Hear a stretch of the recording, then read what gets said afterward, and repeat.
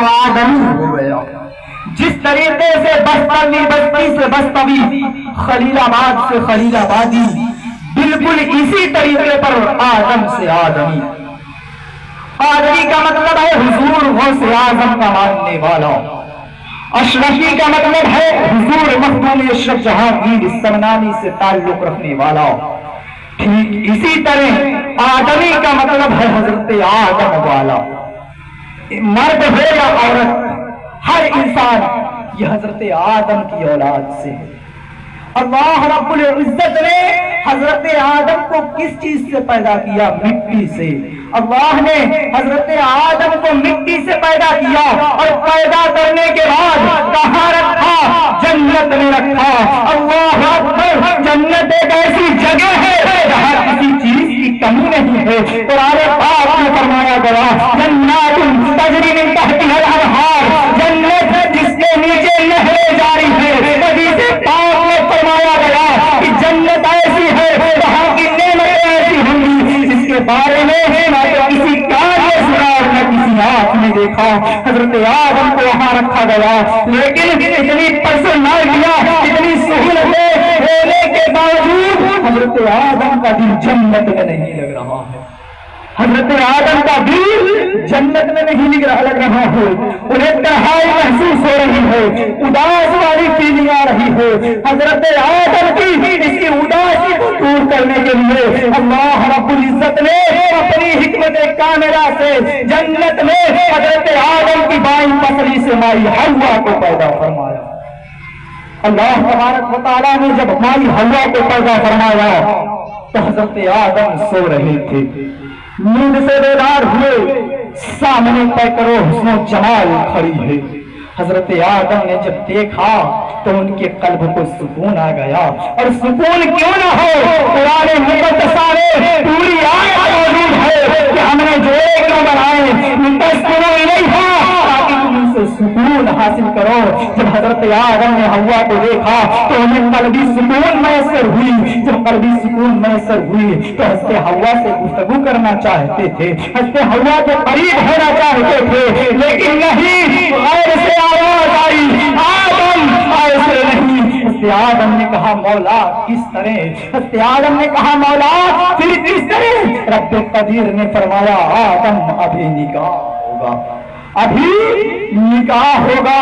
اللہ کے حکم سے حضرت آدم کی نکاح کی تیاری شروع ہو گئی. آج کوئی بہت بڑا حکمراں بن جائے، کوئی بہت بڑا دولت مند بن جائے، اپنی بیٹی اپنے بیٹے کے نکاح کے لیے لاکھوں روپے خرچ کر کے، کروڑوں روپے خرچ کر کے میرج ہال تعمیر کرائے، اس میں سونے چاندی مہیا کروائے، جگہ جگہ سے باراتیوں کو بلوائے، بڑے بڑے افسروں، بڑے بڑے پروفیسروں، بڑے بڑے بڑے بڑے محدثین کے بلا لے، لیکن خدا کا قسم یہ چیلنج ہے کہ میرے دادا حضرت آدم کی نکاح کی مثال نہیں لا سکتا. اس لیے کہ میرے دادا حضرت آدم کی نکاح جب کیا گیا تو عام میرج ہال میں نہیں، جب میرے دادا حضرت آدم کی نکاح کے لیے میرج ہال کا انتخاب کیا گیا تو جنت کا انتخاب کیا گیا. اور جب باراتیاں منتخب کی گئی، جب باراتی منتخب کیے گئے تو فرشتوں کی نورانی جماعت منتخب کی گئی. اور ایسے کے زور پہ بڑے بڑے محدثوں کو بلا سکتے ہیں، بڑے بڑے محدثوں کو بلا سکتے ہیں، پروفیسروں کو بلا سکتے ہیں. حتی الامکان اگر کوئی ہے تو اس دور کے حکمراں کو بھی بلایا جا سکتا ہے، لیکن فرشتوں کی نورانی جماعت اللہ کے حکم سے حضرت آدم کا نکاح ہوا. اب نکاح کے بعد حضرت آدم نے پھر قربت چاہی، حضرت آدم قریب ہونا چاہتے تھے. پھر غیب سے آواز آئی آدم ابھی نہیں، مہر ادا کرنا ہوگا.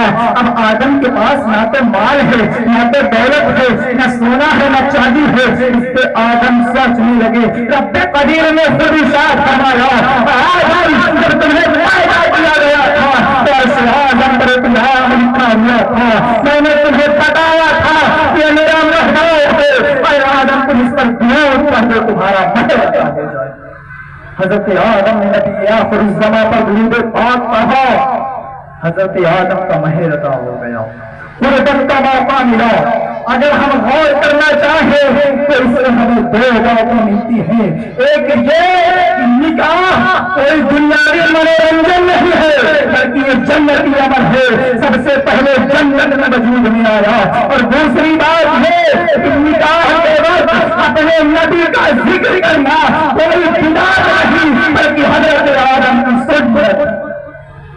اللہ کا فضل ہے کہ ہمیں اپنے دادا حضرت آدم کی وفادار اولاد میں رکھا, اپنے دادا آدم کی وفا اولاد میں نہیں رکھا.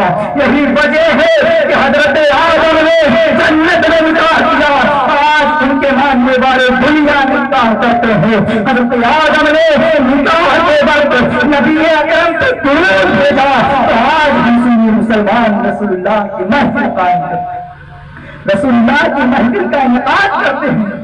اور کیوں نہ ہو, ہر سنی جانتا ہے کہ یہ شادی, یہ بیاہ, یہ نماز, یہ روزہ, یہ عقیقہ, یہ قربانی اور غرض, یہ ساری نعمتیں اگر مل رہی ہے تو جس نے جو ملا اسے ملا. بڑھتی ہے کونین میں نعمت رسول اللہ کی, بڑھتی ہے کونین میں نعمت رسول اللہ کی. میرے دوستوں, حضرت آدم کا نکاح جنت میں ہوا, آج ہم نکاح کرتے ہیں. لیکن لفظ نکاح یہ ہے کیا؟ نکاح حدیث پاک میں فرمایا گیا سب سے بہترین نکاح وہ ہے جو مشقتوں کے اعتبار سے کم. آقا فرماتے ہیں نکاح سنتی سمن سنتی فلیس منی, نکاح میری سنت ہے اور جو میری سنت سے منہ موڑے وہ ہم میں سے نہیں ہے. دوسری جگہ آقا ارشاد فرماتے ہیں اذا تزوج العبد فقد دینا تجلت اللہ مثل باقی. اللہ کے رسول ارشاد فرماتے ہیں نکاح جس بندے نے کیا اس نے اپنا آدھا دین مکمل کر لیا. اسے چاہیے کہ وہ آدھے میں اللہ سے بڑھتا. اور بھی روایتیں ملتی ہیں, کتابوں میں ملتا ہے کہ جب نبی پاک صلی اللہ تعالی علیہ وآلہ وسلم کسی نکاح محفل میں جاتے تو خطبہ ارشاد فرماتے. خطبے کے بعد کچھ آیت کریمہ تلاوت فرمایا کرتے تھے, کچھ آیت کریمہ کا ذکر کیا کرتے تھے, جن میں سے ایک آیت یہ ہے یا ایھا الذین آمنوا اتقوا اللہ, اے لوگوں اللہ سے ڈرو. مطلب کیا ہے؟ مطلب یہ ہے کہ اے لوگوں اگر تمہیں نکاح میں خوشی میسر ہوئی ہے تب بھی تم اللہ سے ڈرو, اگر تمہیں غمی میسر ہوئی ہے تب بھی تم اللہ سے ڈرو. ایسا نہ ہو کہ تمہیں خوشی ملی رب کو بھول گئے, مال و دولت ملا رب کو بھول گئے, عزیز و اقارب ملے رب کو بھول گئے. اس لیے کہ جو رب تمہیں خوشیاں دینے پر قادر ہے تو تمہیں غم مبتلا کرنے پر بھی قادر ہے. کہیں ایسا نہ ہو کہ وہ تمہاری خوشیوں کو تم سے چھین لے. میرے دوستوں, سیریا میں ایک بادشاہ گزرے ہیں, مغلیہ سلطنت کے آخری بادشاہ, جو صرف بادشاہ نہیں بلکہ اللہ سے خوف رکھنے والے متقی تھے, شاعر بھی تھے, بہادر شاعر ظفر. انہوں نے اپنے شعر میں کہا ہے کہ ظفر آدمی اس کو نہ جان لو, ظفر آدمی اس کو نہ جان لو, جسے عیش میں یاد خدا نہ رہا, جسے عیش میں خوف خدا نہ رہے.